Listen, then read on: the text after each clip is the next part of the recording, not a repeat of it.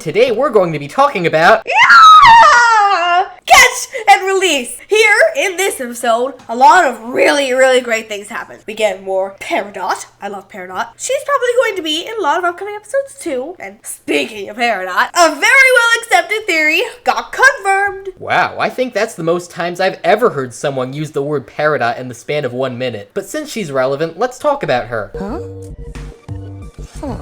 Out of all the homeworld gems, she's the one we've seen the most of, and as such, she's the most popular. She's a gigantic nerd! Why wouldn't she be popular? Oh yeah, that's right. Get a nerd character on your show and the fans will love you. But seriously, after having just spent an entire episode with her, I can really see why so many people like her. Exactly! We're going to suck you into the Peridot fandom, whether you like it or not. Cause Peridot is a Paradork! Well, okay then. So after an adorable opening sequence, Steven gets kidnapped by Peridot and brought to the warp. You have to fix this! Green Arrow! After Steven can't fix the homeworld warp with his healing spit, Peridot actually breaks down and starts crying. Now here's a nice shaking up of things. Peridot might be an antagonist, but she seems just as scared of what's about to happen as Steven and company are. Not only does this make her more interesting as a character, but it also leads the audience to wonder if there isn't a much bigger, more powerful threat than even the homeworld gems that's going to enter the story. The crystal gems arrive to find Steven getting to a small fight scene with Peridot. She actually gets poofed, being crushed by Garnet's hands. I mean, we all know Garnet has future vision, and the second before crushing Peridot, her ray gun was pointed directly at Pearl's head gem thingy. If she had fired the ray, Pearl would have been shattered to bits. So, instead, Garnet literally crushes her. I could literally squish you right now. It would not be hard. As it turns out, Peridot's limbs were actually metal extensions. Fans actually did theorize that this was the case, and I'm sure they're glad to know that their theory turned out to be right. But they might not be as happy to know that the group threw Peridot's parts into the ocean. Well, now she's gonna be small forever. You know, even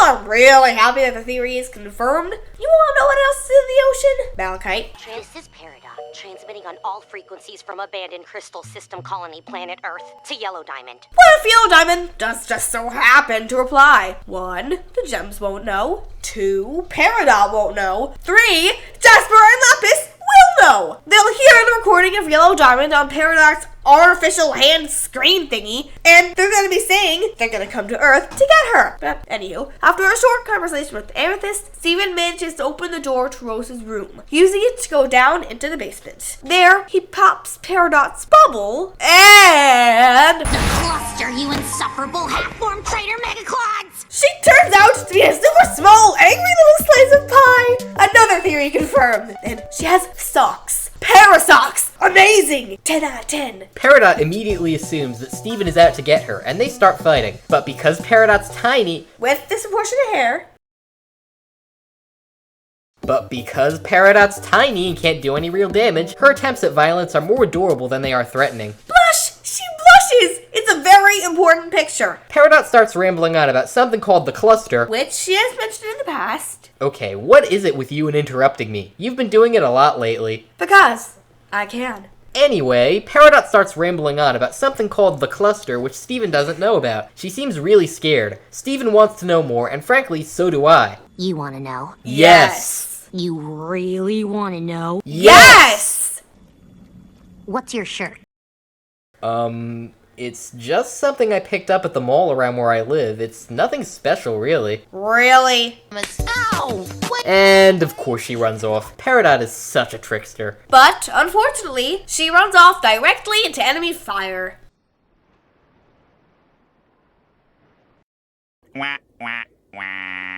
Their silence is the only thing that makes this scene work. It kills me every time. Anyway, Peridot points in another direction as Steven protects her, saying, Look, another planet to betray! which of course takes the gems off. She retreats, running off on all fours like we've seen some other gems do. She gets chased down and locks herself into Steven's bathroom. Another funny thing about Peridot is that because she doesn't know anything about Earth or humans, she has to make all kinds of weird assumptions about what different human things are. Seems I've discovered some sort of archaic think chamber. The episode is really going out of its way to make the situation as awkwardly funny as possible, and it really shows. If you're trying to flush yourself down the toilet, it won't work.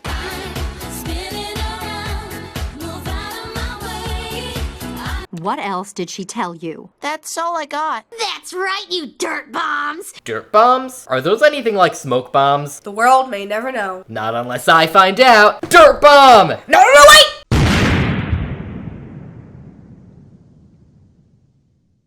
Nice going, Einstein! Now all we need to do is get to the bathroom. Oh, wait. Uh, Well, now what do we do? Just go in the ocean, bro. Okay, then. The price I pay for having siblings. Steven manages to get into the bathroom by giving Peridot one of her old limb extensions. Peridot keeps assuming things are weapons, which is pretty funny, but Steven tells her that he doesn't want to hurt her, and just wants to help with whatever the cluster is. And we end the episode there. Altogether, this was really great. Not just because Peridot was there, but because this is a really huge leap forward in the storyline. Not to mention that the music was brilliant in the episode. And I really just have to admire the way that Amethyst was drawn. They really got to experiment with Peridot here, and we get to see a new side of her that we have not seen before. I would give this episode a 5 out of 5. We've seen Peridot quite a bit here and there, but it's nice to finally get to know her. And I'm glad they made such a funny and clever episode to do it. After so many episodes where Peridot was treated as part of a threatening force, it's really entertaining to see her put in a position where she's pretty much powerless. It lets us see more about her as a character, and for the record, she seems like a pretty good character. And considering she's going to stick around for at least the next episode, I can't help but wonder what's going to happen with her in the future. I give this a 4.5 out of 5. Thank you, one and all for watching. We'll see you in the next one. Adios!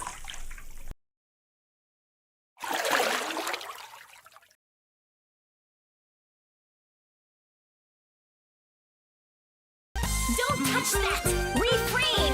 You can't comprehend the primitive brain. Untie me! Key to see you've already won.